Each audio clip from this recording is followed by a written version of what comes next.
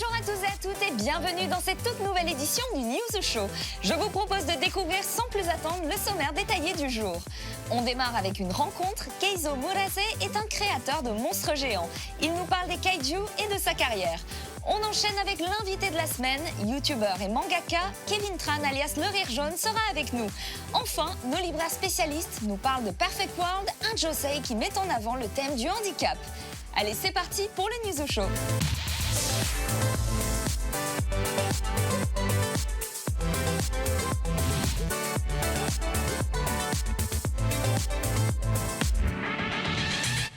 C'est l'heure des news d'ici et d'ailleurs. On file rejoindre David au Japon pour ne rien rater des tendances actuelles et il se trouve qu'il a visité pour vous le Sri Lanka Festival, un événement qui se tenait en plein cœur de Tokyo et permettait de découvrir la nourriture sri-lankaise ainsi que la culture du pays. On se retrouve juste après pour les dernières actus.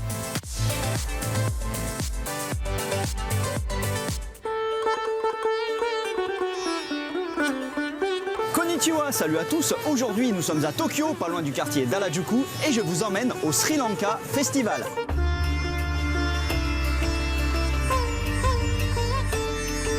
Nous sommes juste à côté du grand parc de Yoyogi Koen et ici, toute l'année, il y a toujours plein de festivals dédiés à la culture de nombreux pays. Donc c'est super pour ces pauvres Japonais qui ont tellement peu de vacances qu'ils ont rarement l'occasion de visiter plein de pays. Donc aujourd'hui, c'est le festival du Sri Lanka. Le Sri Lanka, c'est une île d'à peu près 22 millions d'habitants qui se situe au sud-est de l'Inde. Derrière moi, il y a la grande scène principale sur laquelle s'enchaînent les spectacles de danse du Sri Lanka. Mais bon, je ne suis jamais allé au Sri Lanka et je ne m'y connais à peu près rien. Donc sur ce coup-là, je ne pourrai pas vous donner plein d'informations sur les costumes. Tout ce que je peux vous dire, c'est que c'était superbe à regarder, notamment en raison de la beauté de ces vêtements traditionnels.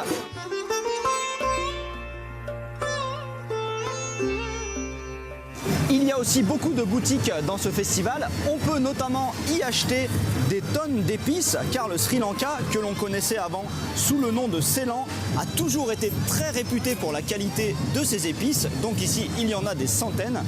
Et l'autre chose qui a fait la réputation de Ceylan, c'est le thé. C'est pour ça qu'ici, il y a des dizaines de variétés.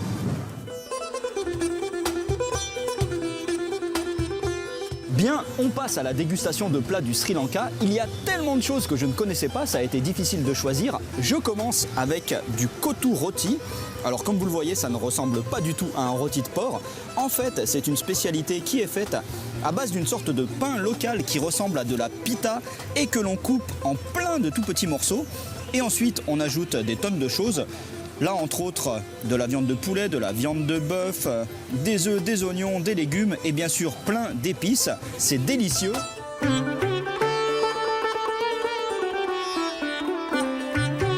Ensuite, moi, je suis très dessert, mais le Sri Lanka, pas trop. Mais j'ai quand même réussi à trouver des trucs à peu près sucrés. Alors d'abord, ça, Indiapam.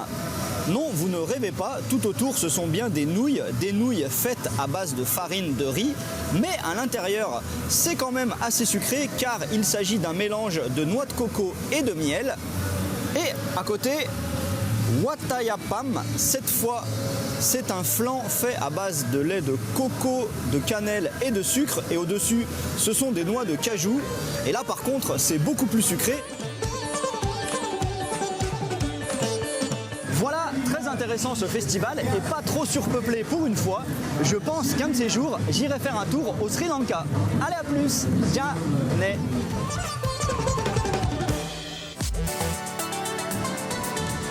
On démarre ce tout nouveau format de news avec une info assez importante, je trouve. On va s'intéresser à la Mongolie.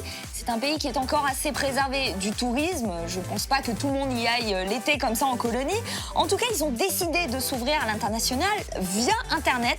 Car oui, ils ont créé Ouiatch, un réseau social pour les chevaux. Voilà, donc si vous voulez retrouver votre poney Gérard que vous avez monté là-bas, ce sera désormais possible. La prochaine news, quant à elle, concerne du manga. Alors, parce que je trouvais que vous souriez un peu trop, donc on va vite redescendre d'un cran. Notamment avec le volume 2 du manga Le Fil du Destin, une histoire où deux lycéens sont très amoureux, tout va bien.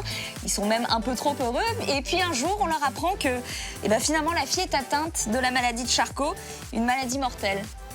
Voilà, on va tous chialer, c'est super. Prochaine news, il s'agit de musique. On va pas se laisser abattre, puisque l'artiste coréen J-Soul fait enfin son grand retour. On était quand même plutôt triste qu'il soit parti comme ça de notre viseur. Il avait quitté JYP et ça y est, il revient plus fort que jamais sous le label Higher, le même que Jay Park. On lui souhaite d'être aussi libre et créatif qu'il l'espérait.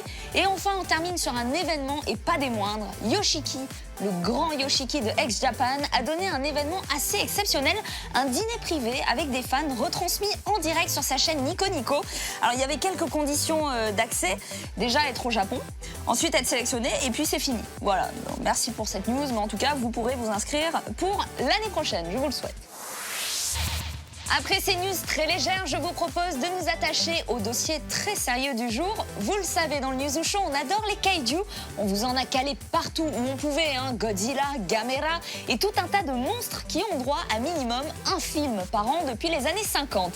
Les prochains attendus sont Pacific Rim Uprising, Rampage, Godzilla vs King Kong, Godzilla King of the Monsters qui affrontera Mothra le papillon divin, Rodan le ptérosaure mutant et Ghidra le dragon à 3 têtes. Oui, alors... je sais, dit comme ça sent un peu la campagne anti-drogue, mais les kaiju sont symboliques au Japon et porteurs de plusieurs messages. Nous avons rencontré Keizo Murase qui s'occupait lui-même à une certaine époque de modeler ces monstres. Il nous parle de sa carrière et de ce travail atypique tout de suite.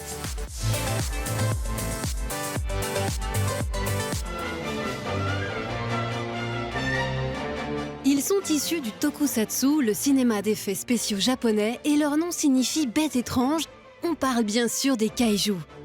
Depuis les années 50, des créateurs comme Keizo Murase s'emploient à donner vie à ces forces de la nature qui ont rapidement conquis le cœur du public.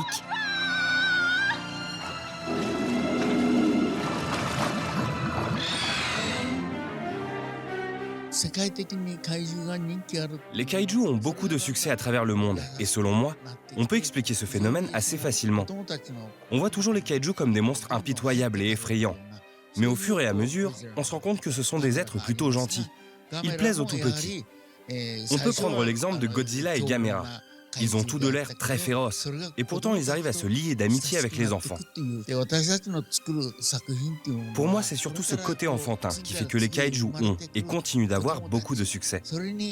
De mon point de vue, en tant que fabricant de costumes, mon objectif était justement de donner du rêve à ces enfants.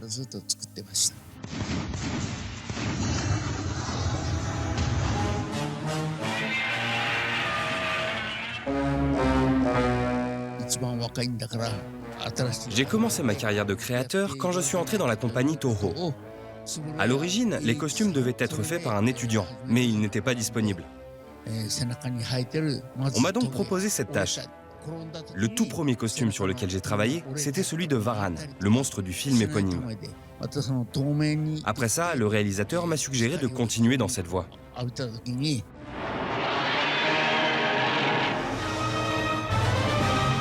Le costume qui a le plus marqué ma carrière, c'est sans doute celui de Varan, essentiellement parce que c'était le tout premier que je réalisais. Par la suite, j'ai adoré m'occuper de celui de King Ghidorah et bien sûr de celui de Mothra. Ces deux kaiju ont des ailes et sont plutôt grands, alors ça a été un véritable challenge pour les concevoir. C'était extrêmement difficile de créer un mouvement d'aile qui soit réaliste, particulièrement pour Mothra. Mais pour moi, plus un projet est compliqué, plus c'est amusant.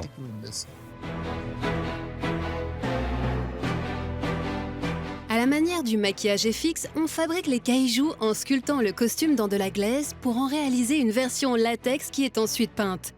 Le tout étant posé sur une structure métallique et sur un acteur, il faut qu'il soit aussi léger et résistant que possible. Car oui, il ne faut pas oublier que kaiju est un métier parfois dangereux.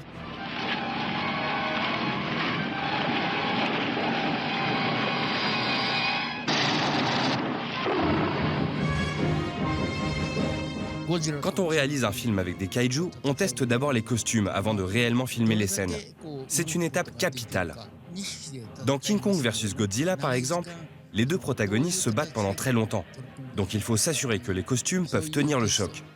Après, on s'occupe des décors et des effets pyrotechniques. Quand il y a des explosions sur le plateau, il faut savoir comment les mettre en place. D'où va arriver la fumée pour que l'acteur ne soit pas blessé. La sécurité est vraiment importante dans ce genre de situation. Parfois, il arrivait que les costumes soient endommagés. Et alors là, on passait la nuit entière à réparer les parties abîmées.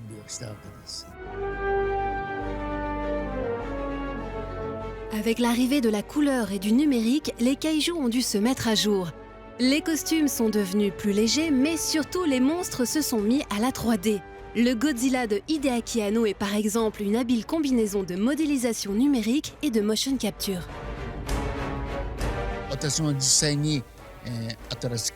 J'ai pu voir la version américaine de Godzilla avec des kaiju en images de synthèse.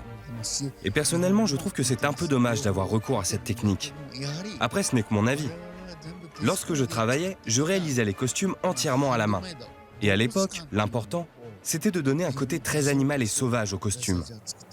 Avec les images de synthèse, je trouve qu'on a un peu perdu ce côté. C'est beaucoup moins naturel. Au final, j'apprécie quand même de voir ce genre de film. Les procédés mis en œuvre sont vraiment très développés. Mais cette facette artisanale et organique, ça me manque un peu.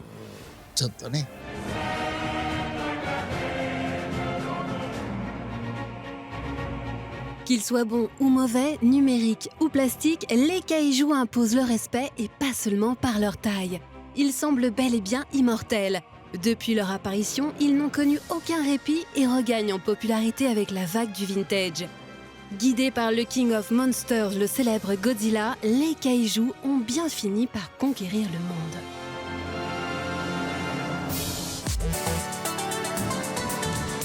Il est l'heure d'accueillir notre invité de la semaine. Je me suis sapée pour l'occasion. Il est youtubeur aux yeux de millions de gens, mais ingénieur avant tout aux yeux de sa maman. Il est asiatique, n'a pas l'accent, et dans le manga, il va en s'épanouissant. Je fais un peu de poésie. Kevin Tran, alias le rire jaune. Salut Kevin. Bravo. Tu m'applaudis? Je t'ai jamais vu écrire aussi bien, à part pour moi. Franchement, j'ai fait un effort. Écoute, je suis ravie de t'accueillir. Tu es le tout premier invité de cette nouvelle formule du News Show, donc merci pour cet honneur. Et quel invité? Quel invité? Du coup, j'ai plein de questions. J'aimerais que tu te présentes d'abord. Donc, je m'appelle Kevin Tran, j'ai 25 ans, je suis à la fois ingénieur, c'est vrai, on peut le dire, et youtubeur aussi. J'ai sorti un manga récemment.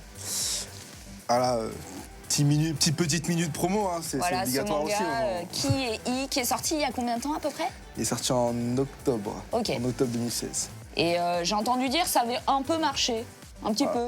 Un petit peu, ça, on va pas se mentir. Bon, explique-nous, ça a carrément cartonné en fait. Non, il fonctionne bien. Il fonctionne bien. Il y a le tome 2 qui sort le 26 octobre, un an après. Et donc là, on a augmenté la qualité encore plus. Donc c'est cool. Ça charbonne. Ouais, ça travaille beaucoup. Alors justement, parle-moi de ton envie de faire du manga, s'il te plaît. Bah, c'est quelque chose qui est né très jeune.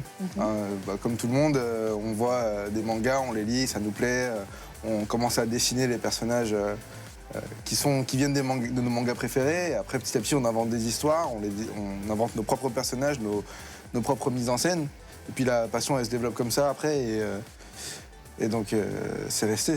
Le dessin, c'est quelque chose qui est resté. Et puis, je pense que derrière chaque dessinateur ou chaque mangaka se cache un élève qui s'est jadis ennuyé en cours. Donc, ça c'est beau, ça aussi. Non, mais parce que je vois que toi, t'as écrit, donc je prépare quelques phrases comme ça. Je pense qu'on est sur la même longueur d'onde. J'aimerais savoir, de manière plus générale, quel est ton lien avec la culture asiatique, hormis le fait que, évidemment, tu sois asiatique. Hormis le fait que tous les matins, dans le miroir, je me vois, bon... le lien, c'est déjà mes parents sont pas... Moi, je suis français d'origine asiatique, je suis né ici, mais mes parents, ils sont nés en Chine et au Vietnam. Et donc, eux, forcément, ils ont la vraie culture asiatique et ils m'ont éduqué là-dedans avec donc les valeurs du travail, la piété filiale et donc tout ce qui...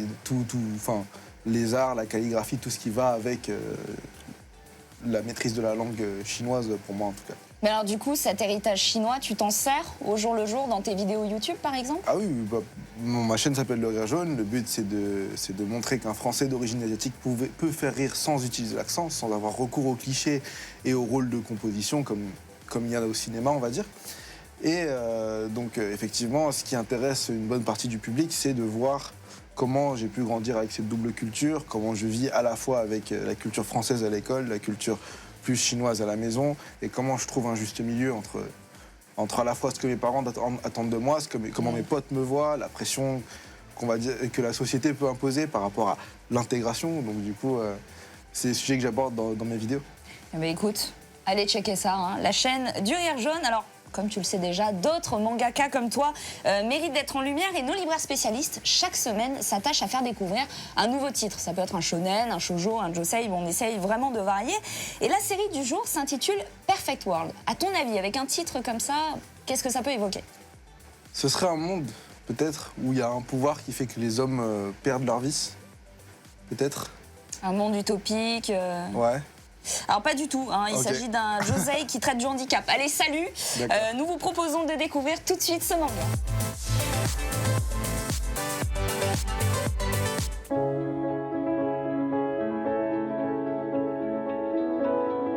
À l'origine, Perfect World ne devait être qu'un one-shot, mais son succès a été tel que Rie Haruga a transformé son histoire en série.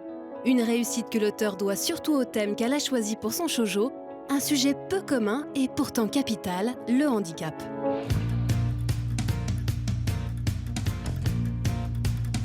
Perfect World, ça va parler d'une jeune fille qui s'appelle Sugumi, qui a 26 ans. Un jour, à un repas d'affaires, elle va se retrouver nez à nez avec son premier amour. Et forcément, quand elle va le revoir, ça va faire remonter tous ses sentiments. Sauf que, petite surprise, c'est que ce jeune homme était un joueur de basket, et là, elle le voit en fauteuil roulant. Elle se pose beaucoup de questions, à savoir est-ce qu'elle va pouvoir surmonter les épreuves d'une personne handicapée, sachant que lui, en se disant si je me mets avec elle, est-ce que je vais réussir à pouvoir la protéger, à pouvoir lui donner suffisamment de bonheur. L'histoire va se placer essentiellement là-dessus, sur leur histoire d'amour et sur les sentiments qu'ils peuvent développer l'un et l'autre avec toutes les difficultés de la maladie. C'est le scénario qui va vraiment me plaire dans le manga parce qu'on va aborder le côté du handicap qui est beaucoup plus mis en avant que sur d'autres séries comme on avait vu avec Silent Voice. Là, pour le coup, j'ai trouvé que vraiment c'était beaucoup plus dur, beaucoup plus mature. Je le conseille plus à des femmes adultes pour le coup. Perfect World a rapidement su trouver un lectorat très varié. Mais malgré son thème et ses personnages adultes, il ne faut pas oublier que ce manga reste un shoujo avec tout ce que cela implique, notamment un double triangle amoureux et un dessin très doux. Ce qui a pu me déranger à l'intérieur du manga, c'est le manque de décor. Parfois, les cases sont un peu blanches. Et forcément, moi qui ne suis pas très fan de shoujo, un dessin qui est quand même très typé shoujo avec des grands yeux et des yeux qui brillent. Malgré une histoire d'amour parfois trop exacerbée, le côté réaliste et profondément humain de Perfect World a de quoi séduire n'importe quel lecteur. D'autant que Rie Haruga nous livre un point de vue libre de tout jugement. Perfect World est un manga à mettre entre toutes les mains pour mieux comprendre le handicap et la vie qu'il impose.